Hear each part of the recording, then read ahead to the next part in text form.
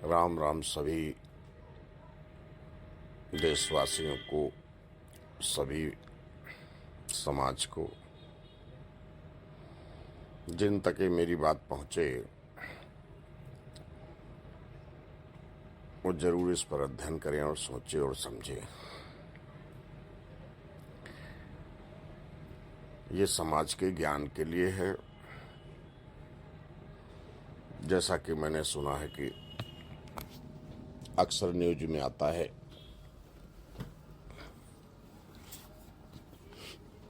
कि धरती पे पानी कम होता जा रहा है, और मैं भी देख रहा हूं। आज के कुछ साल पहले 70-80 की बोरिंग होती थी, आज 200-250 हो रही है, अब 400 की होने लगी है। तो यानी धरती का वाटर लेवल धीरे धीरे सब कम होता जा रहा है। इसका कारण एक तो बारिश कम हो रही है, और दूसरा मेरी मति के अनुसार ज्ञान है। दूसरा, अब जैसे कि लखनऊ शहर को ले लो। पहले लखनऊ कितना छोटा था, तो बारिश बहुत होती थी और धरती का वाटर लेवल सही था। अब बारिश कम होती है। उसका कारण है चारों तरफ खेती खत्म हो गई है। लखनऊ देहात खत्म हो रही है, शहर सारा हो गया है। मेरे हिसाब से लखनऊ की जो जितनी भूमि है वो 75% तो आवासीय हो गई है, कृषि खत्म हो गई है। अभी जैसे कि पहले एक एलडीए कॉलोनी बनी थी,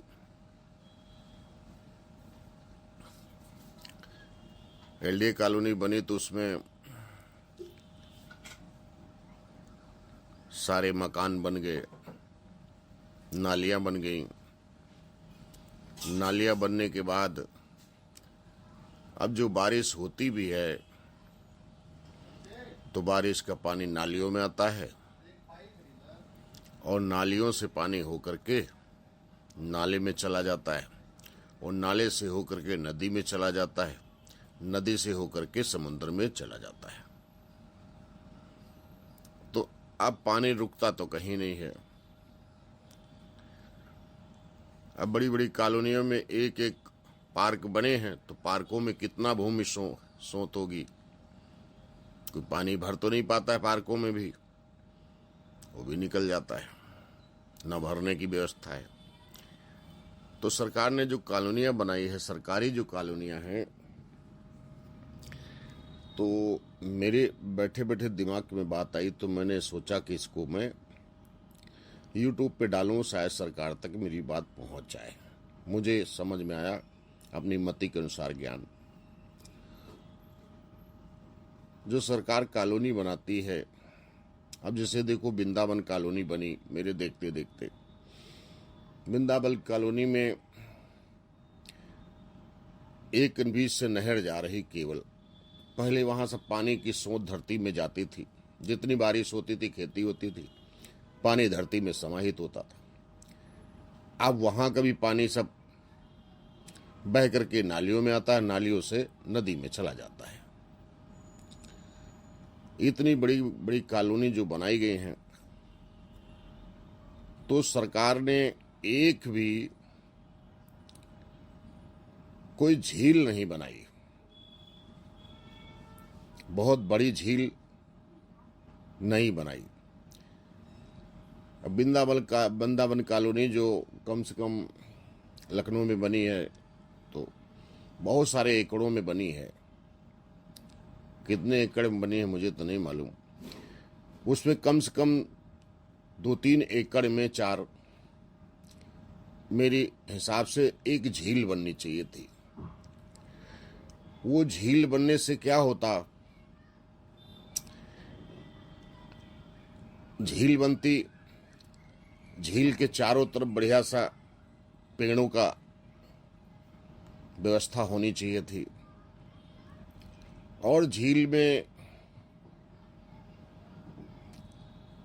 बोट डाल देनी चाहिए थी, नाव, छोटी छोटी नाव, जो उस क्षेत्र के जो लोग हैं तो कभी अपने बच्चों को लेकर के झील के किनारे जाते, वो झील में बढ़िया बोटिंग करते और आनंद लेते।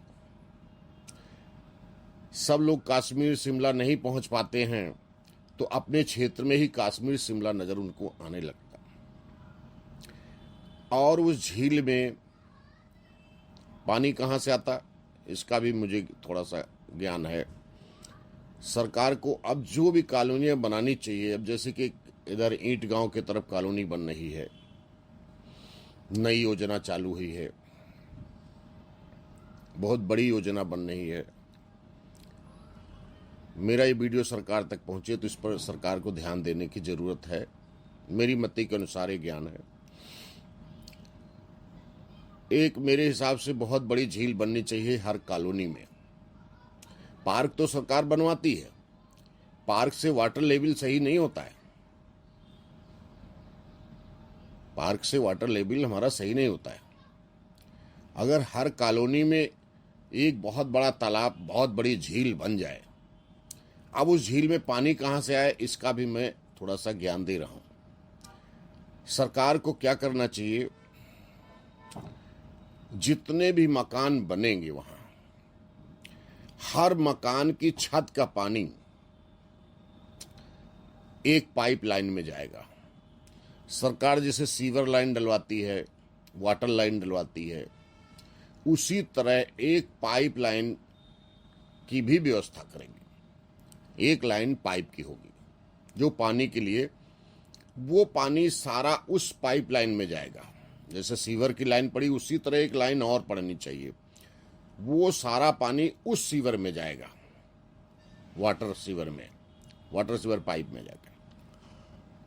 हर व्यक्ति की छत का पानी उस वाटर सीवर लाइन में जाएगा।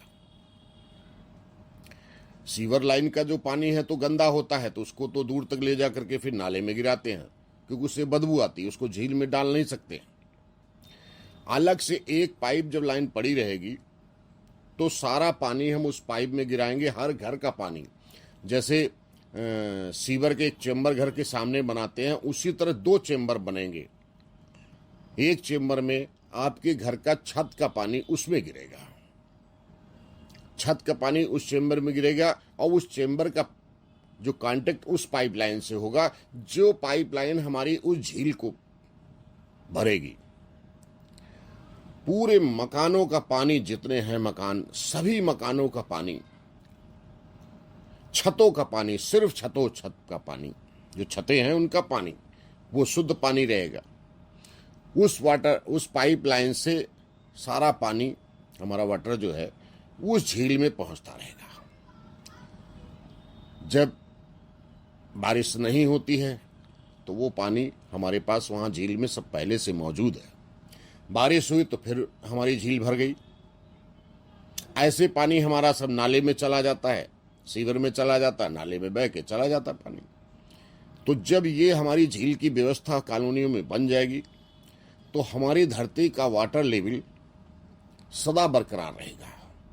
उस झील के 1-2 किलोमीटर के एरिया में वाटर लेवल हमेशा पर्याप्त रहेगा। तो सरकार इस पर ध्यान दे।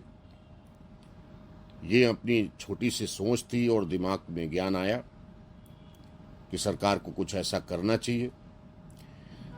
वैसे सरकार ये व्यवस्था करती है कि सभी लोग अपने उसमें छतों के पानी के सोंक बनाइए और घर में डालिए, ठीक है, वो तो बनाते ही हैं।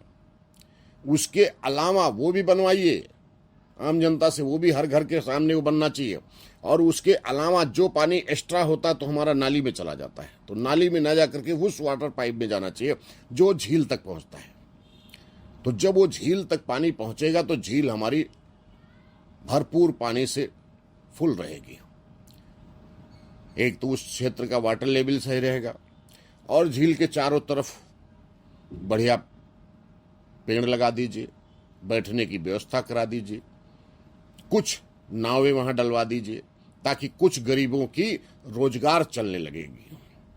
पार्कों में तो देखा है मैंने, पार्कों में जाते हैं लोग, पार्क में टहल करके चले जाते, सुबह की व्यवस्था हो जाती है। सरकार ने अच्छी व्यवस्था की है कि भाई पार्क बनाए हैं, पार्कों में लोग टहलते हैं, अच्छा है। मगर एक व्यवस्था ये बन जानी चाहिए कि हर कॉलोनी में, जो भी सरकारी बड़ी कॉलोनी हैं, उनमें एक झील जरूर होनी चाहिए। 2-4-10 बीघे की झील जब होगी तो उसमें पानी की स्रोत पर्याप्त रहेगी। मेरी अपनी ये सोच है और सरकार से मेरा निवेदन भी है, इस विषय पे सरकार को ध्यान देने की जरूरत है। जहां कहीं भी हो झील जरूर बननी चाहिए और हर घर की छत का पानी सरकार के आदमी स्वयं चेक करें। आपका लेवल जो चेंबर बना है, 2 चेंबर सरकार बना के देगी अपनी कॉलोनियों में।